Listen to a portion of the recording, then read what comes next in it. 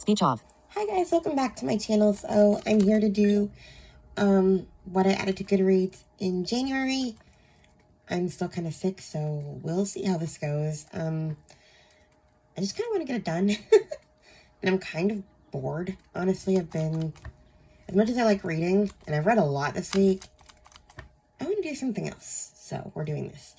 There's only so much you can stand being in bed and reading before you go, what is it called? Cabin fever? Anyway, let's just get started. I have a lot of books that I added this month. And weirdly enough, I don't have anything really at all for February so far.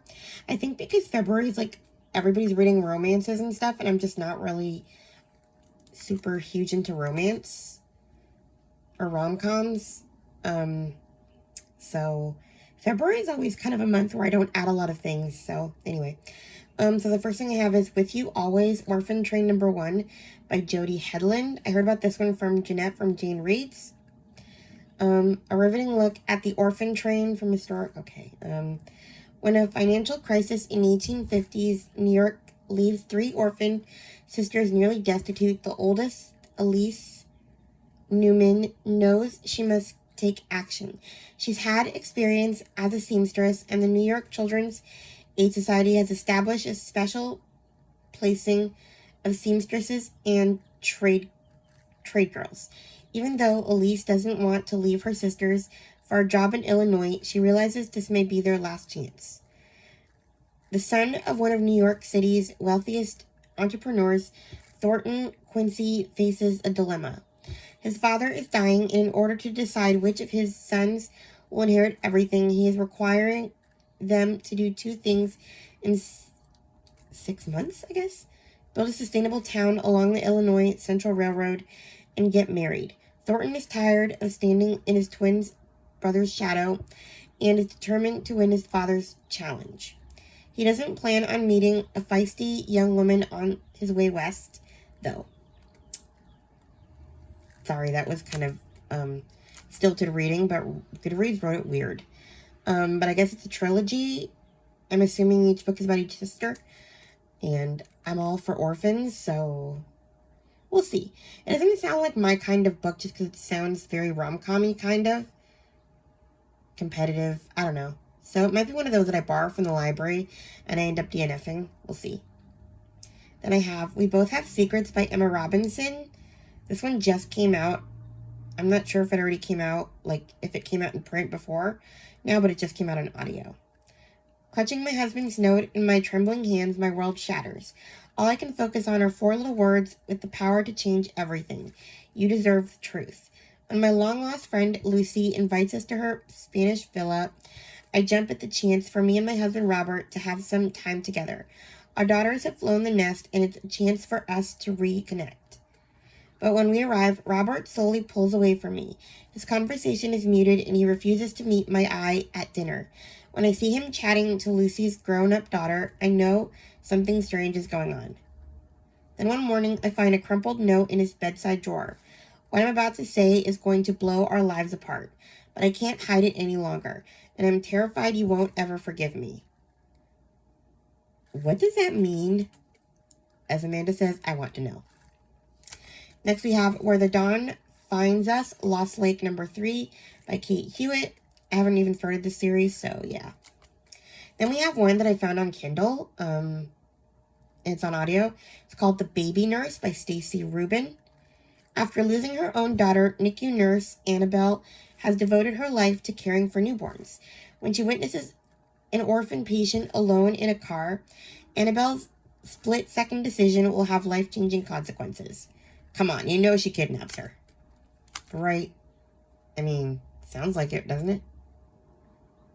But I'm all into it. Then we have The Secret Twins of Paris. Paris Sisters number 4 by Suzanne Kelman. I just finished it. It was okay. Then we have The Lies Our Children Tell by Lisa Timoni. This is a new author for me. I've bought a few of her books, but I haven't read any, but I keep buying them. Bad. Anyway, your daughter says your best friend's son did something terrible. When her oldest friend Sabine invites her on holiday, it's exactly what Nikki needs. After the shock of discovering her husband's infidelity, she's in need of some sun, sea, and support from someone she would trust with her life. Together with Nikki's daughters and Sabine's teenage son, they settle into an easy holiday existence on the beautiful island of Zante? Maybe Nikki and Sabine don't have as much in common as they once did, and maybe their different parenting styles cause a little tension. Both women are sure their friendship is stronger than the bickering. But then Nikki's daughter accuses Sabine's son of something that sends shockwaves through the two families. And for two best friends, everything is about to change forever. Interesting. Next, we have The Seven Daughters of Dupree by Nikisha Elise Williams. I heard about this one from Tina from Book Talk, etc. It came out on January 27th.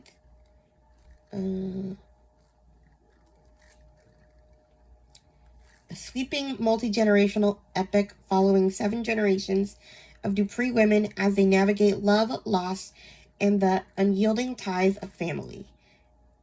In the tradition of homegoing and the love songs of W.E.B. Du Bois. It's 1995 and 14-year-old Tati is determined to uncover the identity of her father, but her mother, Nadia, keeps her secrets close while her grandmother, Gladys, remains silent about the family's past, including why she left Land's End, Alabama in 1953. As Tati digs deeper, she uncovers a legacy of family secrets where every generation of Dupree women has posed more questions than answers. From Juby in 1917, whose attempt to pass for white ends when she gives birth to Ruby's fiery lust for Samson in 1934 just leads to a baby of her own, to the night in 1980 that changed Nadia's future forever. The Dupree women carry the weight of their heritage. Bound by a mysterious malediction that means they will only give birth to daughters, the Dupree women confront a legacy of pain, resilience, and survival that began with an enslaved ancestor who risked everything for freedom. Sounds fun. I mean, not fun exactly, serious, but, you know, Homegoing was a good read. So. Then we have Last of Fall, Gossamer Falls number 3 by Lynn Blackburn. I heard that this was coming out from Lindsay and Amanda. It's coming out on March 3rd. I'm kind of torn on this one because I didn't like the second book very much. I love the first one, so we'll see. It's Mo, and I forget what the woman's name is. I'm pretty sure it's their story. Then we have Just Ella, Books of Dalthea number 1 by Annette A. Larson. I heard about this one from Lindsay from Books for Christian Girls. Ariella was only looking for a distraction, something to break up the monotony of palace life. What she found was a young man willing to overlook her title and show her a new and vibrant way of life. But when her growing feelings for Gavin spiral out of control and clash with the expectations of her station, she will discover that the consequences of her curiosity are far more severe than she'd imagined. I don't know what that means, but okay. Then we have Finley Donovan Crosses the Line. This one's coming out March 17th. I cannot wait. The last one was left on a cliffhanger, and I cannot wait to see what shenanigans these two nuts get into. Then we have The Book Witch by Meg Schaefer. I heard about this one from Becca Books and Bijo. It's coming out on April 7th. She can hop into any novel, she just can't stay there. Rainey March is a proud third-generation book witch, sworn to defend works of fiction from all foes, real and imaginary. With her magical umbrella and feline familiar, she jumps into and out of novels to fix malicious alterations and rogue heroes. Book witches live by a strict falling in love with the fiction. What? Book witches live by a strict falling in love with the fictional character Don't even think about it. I'm assuming they're trying to say moral code. Real people belong in the real world. Fictional characters belong in works of fiction. Do not eat, drink, or sleep inside a fictional world, lest you become part of the story. Which is why Rainey has been forbidden from seeing the Duke of Chicago, the dashing British detective who stars in her favorite mystery series. If she's ever caught with him again, she'll be expelled from her book coven and forced to give up the magical gifts that are as much a part of her as her own name. But when her beloved grandfather disappears and a priceless book is stolen, there's only one person she trusts to help her solve the case: the Duke. Their guest takes them through the worlds of Alice in Wonderland, The Great Gatsby, and other classics that will reveal hidden enemies and long-buried family secrets. It sounds like, kind of like Pages & Co., the kids series. Either way, I'm saving it for October. Sounds like a kind of a witchy book that's harmless and not scary. So I'm probably going to wait till October. I always save all my witchy reads for then. Then we have Mad Mabel by Sally Hepworth. Another one that I heard about from Becca's new releases video. It's coming out on April 21st. I'm not sure how I feel about this book. Her last one wasn't that great, but it's Sally Hepworth, so I'm giving it a chance. There are two kinds of people no one ever expects to be. Little girls and old ladies. What? Elsie Mabel Fitzpatrick is 81 years old. She's lived on her idyllic street for 60 years, longer than anyone else. Aside from being a curmudgeon who minds everyone else's business, few would suspect that Elsie has a past she's worked exceedingly hard at concealing. Because when it comes to murder, no one ever suspects little girls or old ladies.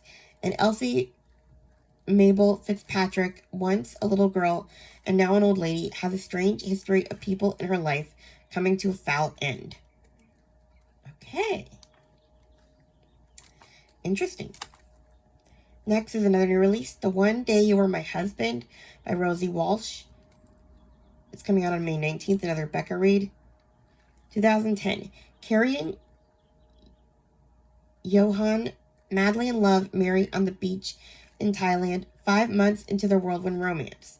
Carrie, a British surgical intern, knows she's being uncharacteristically impulsive, but is too happy to care. But as the wedding festivities stretch into the night, armed men swarm the beach and arrest Johan for crimes unknown. In police custody, Johan refuses to see or speak to Carrie. She never sees him again. 2022. Carrie is settled in the English countryside with her husband, Robin, and their 6-year-old twins. After a difficult entry into motherhood, Carrie has given up her career as a physician and has convinced herself that life as a mother and wife is enough, until she stumbles across an online post that makes her realize Johan is out of prison, has been out for years. As the memories of their intense, passionate relationship return to her, she becomes obsessed with discovering the truth about what happened on that beach all those years ago, even if that means putting her marriage and family in jeopardy. And just when Carrie thinks she knows what she must do, a shocking twist confirms the truth found. Okay. I read her last book. I think it was called The Love of My Life. It was really good. So I'm excited for this one. Next we have It Should Have Been You by Andrea Mara. I heard about this one from Elizabeth from Currently Reading. And then Hannah from the Teacher's TBR mentioned it. Your neighbors have secrets. How far would they go to keep them? You press send and your message disappears. Full of secrets about your neighbors. It's meant for your sister. But it doesn't reach her. It goes to the entire local community WhatsApp group instead. As rumors spread like wildfire through the picture-perfect neighborhood, you convince yourself that people will move on, that this will quickly be forgotten. But then you receive the first death threat.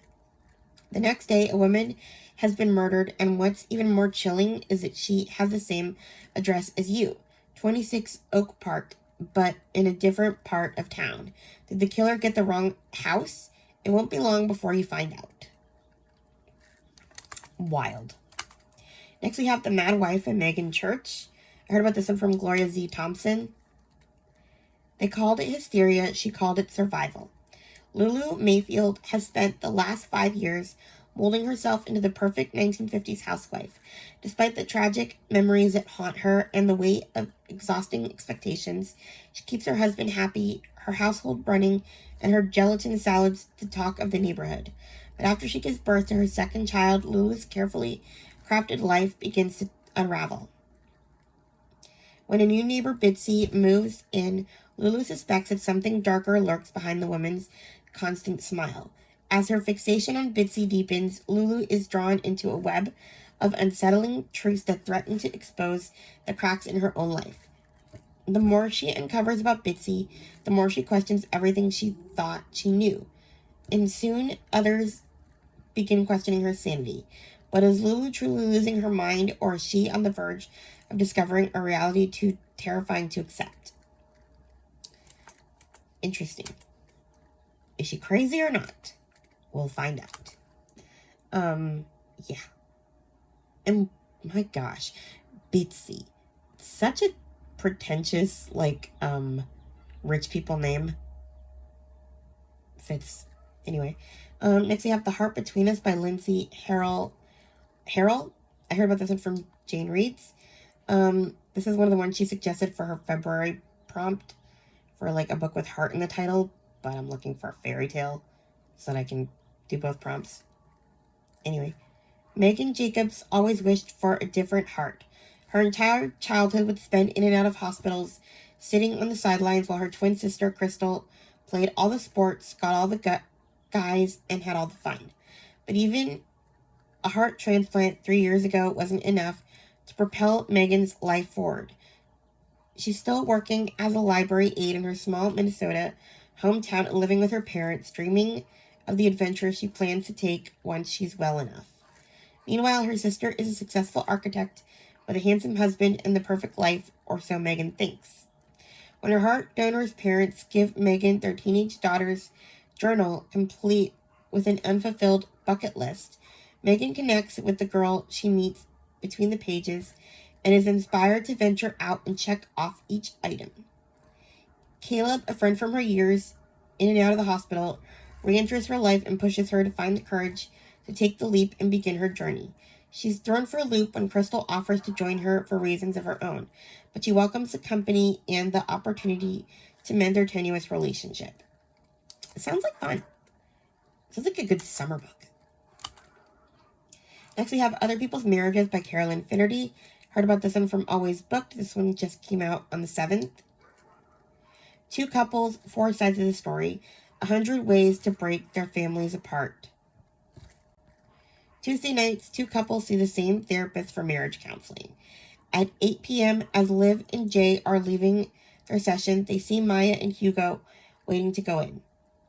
When their young boys start at the same school, things are initially awkward, but as the women get to know one another, they become friends, sharing the fractures in their respective marriages. Soon they are confiding their deepest secrets. Then Liv and Jay's sons come home from school upset, saying that Maya and Hugo's sons... Then Liv and Jay's son comes home from school upset, saying that Maya and Hugo's son is bullying him. There's no choice but to confront the issue, but what should be a civil conversation between grown-ups soon takes a turn. Of course it does, because your little angel can't possibly be a bully.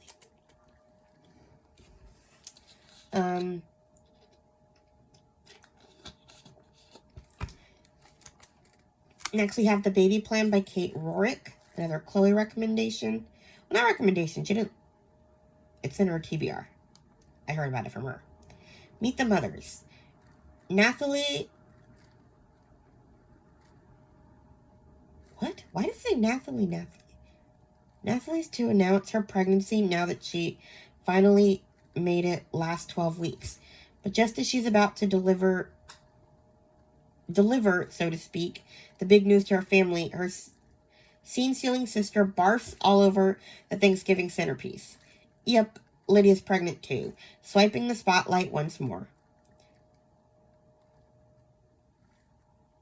I don't know, what is up with Goodreads?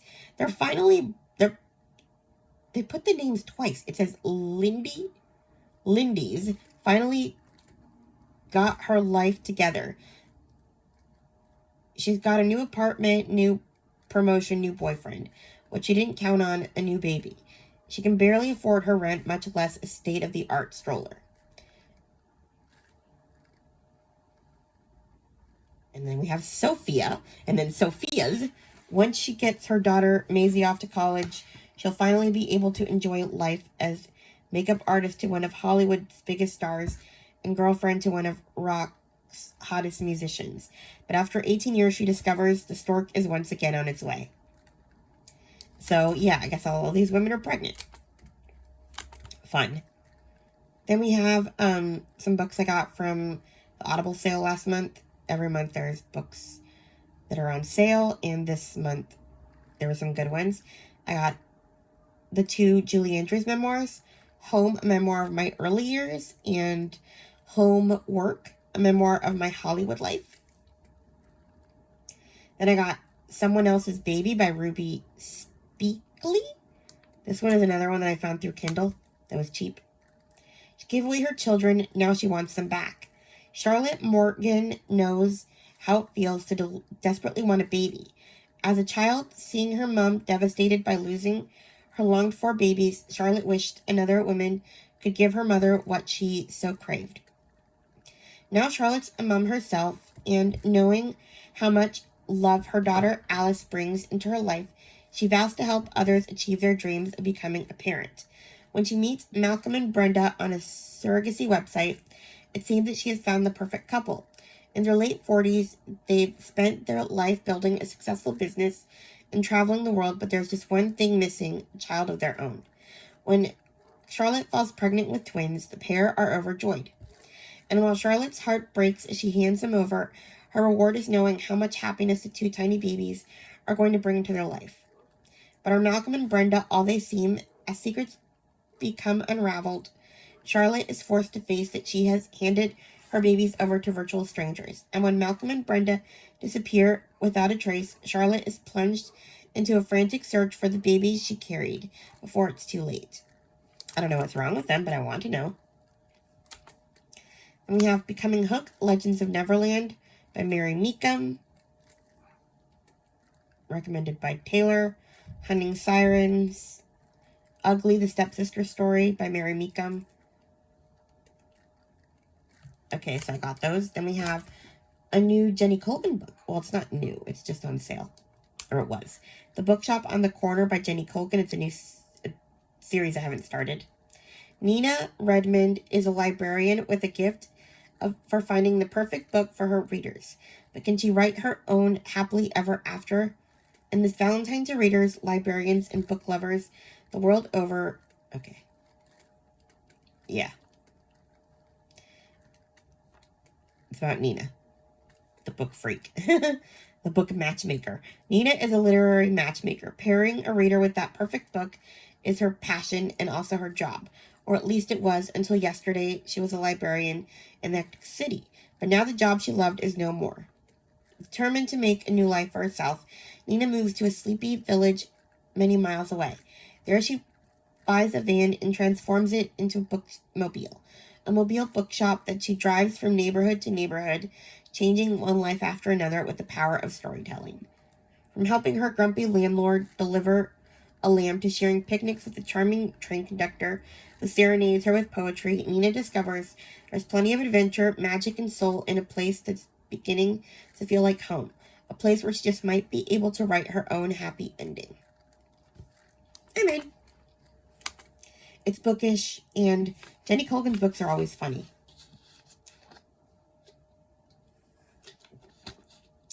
Next, I found The Overnight Guest by Heather Gudenkoff. This one was on sale, too. A woman receives an unexpected visitor during a deadly snowstorm. She thought she was alone. True crime writer Willie Lark doesn't mind being snowed in at the isolated farmhouse where she's retreated to write her new book. A cozy fire completes silence.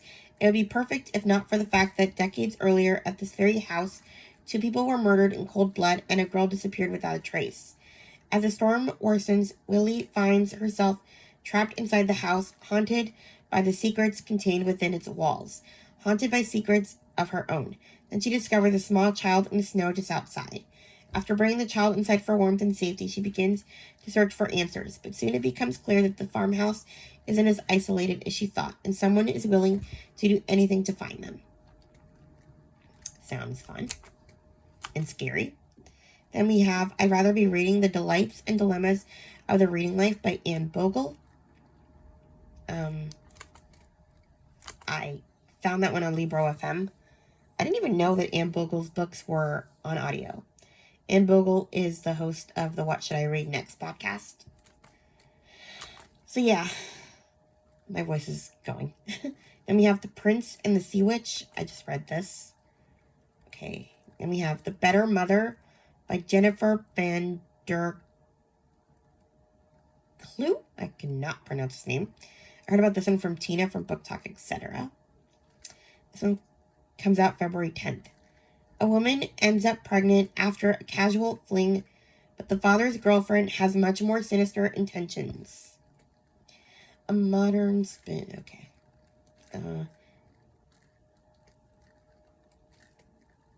Still recovering from a devastating breakup, 34-year-old Savannah Mitchell has finally managed to put her life back together when she gets the shock of her life. After a brief fling with a man named Max, she is pregnant. When she gets in touch to tell him, he reveals that he's just gotten back together with his ex, Madison, and he will need time to break it to her. Surprisingly, Madison isn't upset. In fact, she's excited and wants to help. Max insists Madison has the best of intentions, but Savannah finds her efforts popping by uninvited, demanding lifestyle changes, and pretty much trying to take over the pregnancy anything but helpful. When Savannah finally stands up for herself, Madison's treatment of her goes from casually cruel to downright dangerous. All Savannah wanted to do was to form a friendly co-parenting relationship with the father of her child, but his new girlfriend obviously has much more sinister plans in mind. She has no plans to co-parent at all. Wild. Then we have The Truth About Ruby Cooper by Liz Nugent. She wrote, what was the other one? She wrote another book, but it's escaping me, that I haven't read yet. Diamond? Something? Sally Diamond. Strange Sally Diamond. Anyway, this one's called The Truth About Ruby Cooper. It's coming out on March 12th. If my sister hadn't been beautiful, none of it would have happened. Ruby Cooper and her sister Erin live an idyllic life in their close-knit church community in Boston. But when Ruby is 16, she is involved in an incident that causes her family's world to implode. Across decades, the fallout leaves a wake of destruction behind Ruby in Dublin and Erin in Boston. Not that Ruby wants to think about the past, but it can't stay a secret forever. Then we have Half-Lives by Crystal Zara Appia, another Tina book coming out on June 4th. No one can hurt you like a sister. Growing up in 1970s Ghana, Evelyn and Maggie are two sides of the same coin. While reliable Evelyn is entrusted to support her struggling family, Maggie skips class to flirt with boys. Despite their differences, they've made a plan, I assume? They've made it just says one day, a plan. One day they will escape to America and start a new life together. Why does Goodreads just cut words out? Evelyn's prospects transform when she marries Gus, a wealthy surgeon who already lives in New York and quickly falls pregnant. Meanwhile, Maggie sees her prospects vanish when she realizes she is also expecting, but without the crucial detail of a husband. When a terrible accident causes Evelyn to lose her unborn child, the answer seems simple, and Evelyn takes her sister's unwanted baby to the States to raise as her own. But such an act has untold consequences for both sisters, and when one of them changes their mind, an impossible decision awaits. I mean, that's lovely. Next we have South of Somewhere by T.I. Lowe. Heard about this one from book lover Amanda. It's coming out on March 17th. A young mother filled with regret returns to Sullivan's Island to rebuild her life and finds compassion in the most unexpected place. When Juniper Wilder's grief spiraled into addiction, leading first to an arrest of drunk driving, then jail and court-ordered rehab, she lost the most important thing in her life, her baby girl. Now sober and on probation, Junie is determined to prove she can be the mother Fern deserves. But she's burned a lot of bridges, ones that can't be easily rebuilt. Not every road is closed to her, however.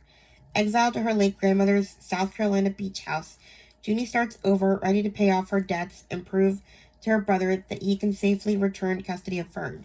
She works hard and finds surprising grace in an eclectic recovery community. There's an unexpected friendship, too, and maybe more, with her neighbor Henry, a quirky college professor who helps her believe in second chances. Still, it's hard for Junie to imagine ever forgiving herself, let alone receiving forgiveness from those she's hurt. Particularly when her past rears its ugly head and threatens to undo every bit of progress she's made. Then we have The Book of 99 Doors by Jamie Jo Wright, coming out April 7th.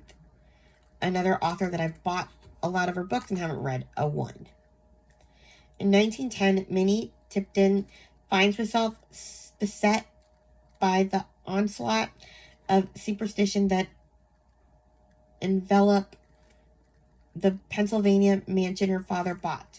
Convinced the house is haunted by the vengeful spirit of a Civil War captain and worried about her father's rapidly worsening illness, Minnie delves into the home's dark past in an effort to help bring him peace.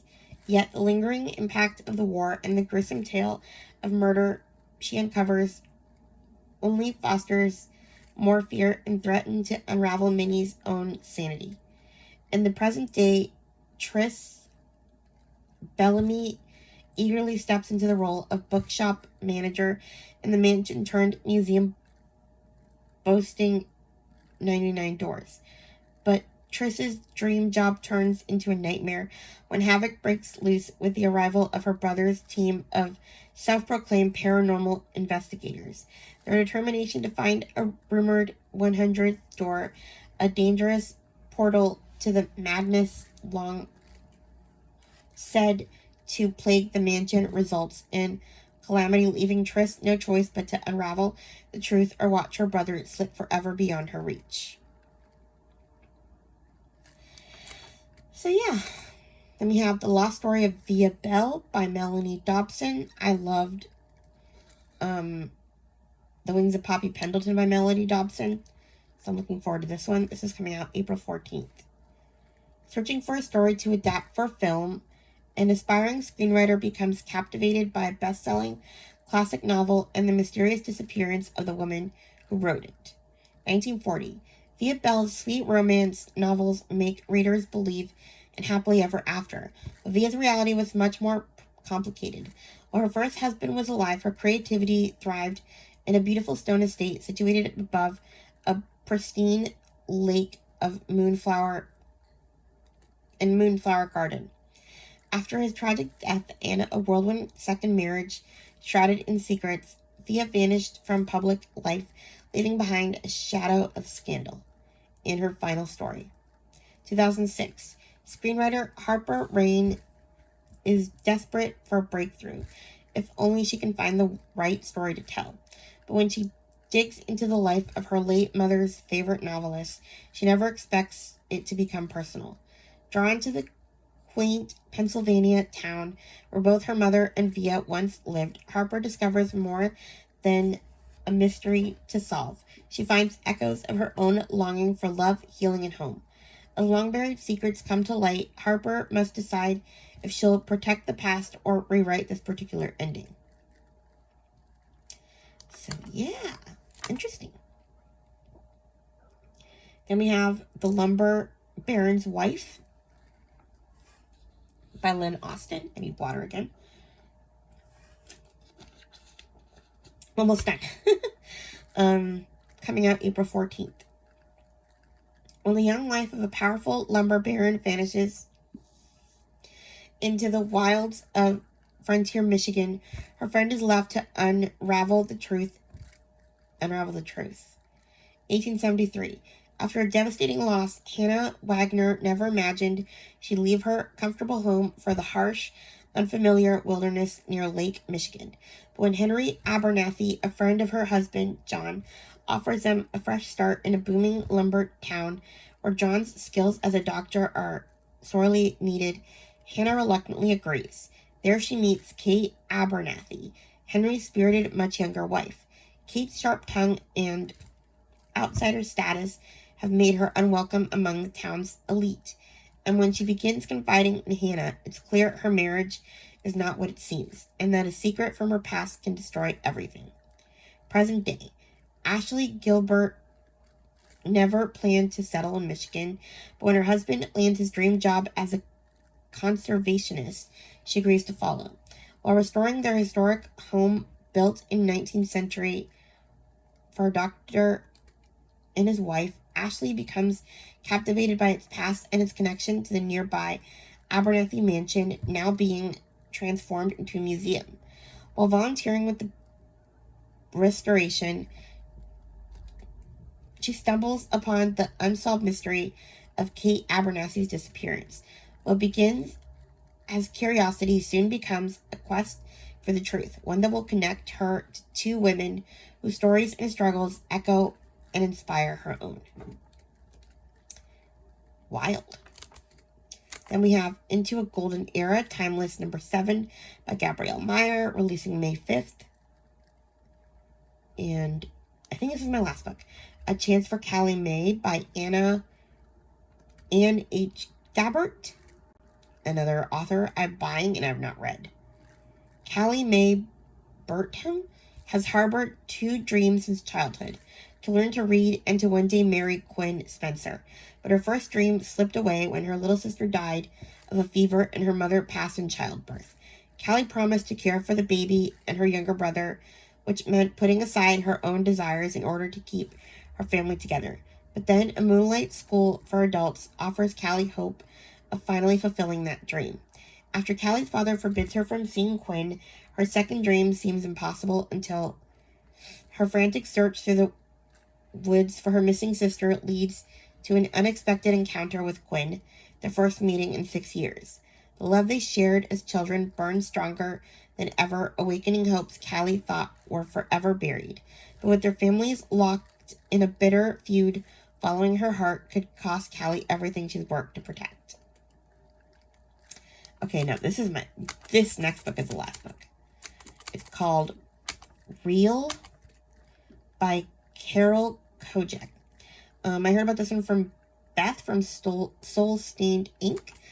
She does like this children's book club every month. Right now she's reading books about neurodivergent characters. This one sounds interesting. My name is Charity. I am 13 years old, actually 13 years plus 87 days.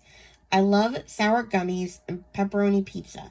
That last part no one knows because I have not spoken a sentence since I was born. Each dawning day, I live in terror of my unpredictable body that no one understands. Charity may have mad math skills and a near-perfect memory, but with a mouth that can't speak and a body that jumps, rocks, and howls unpredictably, most people incorrectly assume she cannot learn. Charity's brain works differently from most people's because of her autism, but she's still funny, determined, and kind. So why do people treat her like a disease or ignore her like she's invisible? When Charity's parents enroll her in a public junior high school, she faces her greatest fears. Will kids make fun of her? Will her behavior get her kicked out? Will her million thoughts stay locked in her head forever? With the support of teachers and newfound friends, Charity will have to fight to be treated like a real student. Inspired by a true story, speaks to all those who've ever felt they didn't belong and reminds readers that all people are worthy of being included. And on that note, that is everything I added to Goodreads in January. Now I need to rest my voice. Please like, comment, and subscribe. And I'll talk to you guys in my next video. Bye.